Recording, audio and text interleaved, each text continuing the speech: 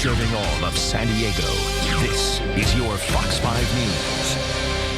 Well, you know that feeling you often get when you begin a new relationship? Well, now scientists are looking for ways to bottle it up and help couples. Rose HARTZELL, sex therapist and researcher at San Diego Sexual Medicine, is here with more on these love and lust drugs. Good morning. Good morning. Thanks for having me. Yeah, thanks for being here. So what is this new drug and how are they bottling it up for us? Well, there's two drugs I'm going to be talking about today. The first is oxytocin, and about a quarter of women experience some trouble with climax, and oxytocin has been shown to help to increase that in women. It's not FDA approved, and San Diego Sexual Medicine is doing the first double-blind placebo-controlled study in the world. Oh, wow. So that's pretty awesome for San Diego. So you were actually saying that this can make people feel close to someone else, almost can it be a false feeling of closeness? How exactly does that work? It can help with climax, but what it's originally known for is being the love hormone,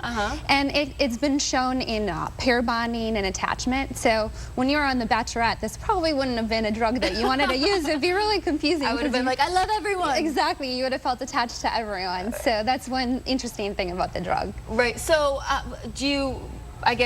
are you still getting into specifics about how to take it, when to take it? Are they supposed to take it maybe before they think they're going to have sexual activity, or is this something you just take daily? It's a lozenge, and you would take it an hour before sexual activity, and then you would see what happens. Is this for women and men? You know, because we've heard of Viagra, which is like the male sex drug, and then is this like for women and men? It's for women and men, and I'm glad that you brought up Viagra, because that's the second drug that I was going to talk about today, and that can benefit women as well. A lot of women don't know that. It can benefit women in two ways. One is that oftentimes when a male has sexual or erectile dysfunction, it can be difficult on the relationship. And not only is the male suffering with difficulty with erections, but the females can get low sexual desire, difficulties with lubrication. And there's been two studies recently published in the Journal of Sexual Medicine, which the editor is here in San Diego, showing that the female partners of the men who take this drug get increased lubrication after their male takes it, and their desire increases. They feel closer to their partner. They experience a relationship as more safe. When the male takes it. Exactly. Oh, wow. So it that's affects really the woman as well. In addition, women can take, and this is not FDA approved, so this is off-label use, but women can take a quarter tablet of Viagra, and it can increase blood flow to the genital area and help to increase their sexual experience as well. Oh, wow. That's really interesting. So what kind of, I guess, results are you guys seeing? Or you're just actually in terms of oxytocin, we're currently doing research on that right now.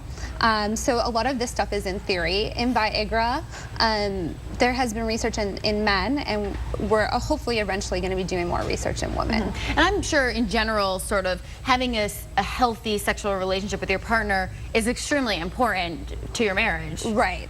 And one thing too is these are some drugs that we're talking about to help sexual satisfaction, but in general, having a good relationship, communicating well, if you need to go into a sex therapist, going to a marriage and family therapist is important as well. You can't take these drugs and be with someone that maybe isn't the nicest to you and still experience the results. Right. So how common is it for couples to have issues in the bedroom? It's very common. I would be out of job if there wasn't. In terms of climax problems, it's a quarter of women experience problems with that, and it's the second most prevalent sexual dysfunction next to low desire. Okay, well, thank you so much. This is really interesting stuff, and you guys are doing some great work over there. And if you guys at home want more information on the San Diego Sexual Medicine, you can go to our website and click on the Scene On tab. Thank you so much, Rose. Thank you. All right, Paul, over to you. All right, thank you, Ellie.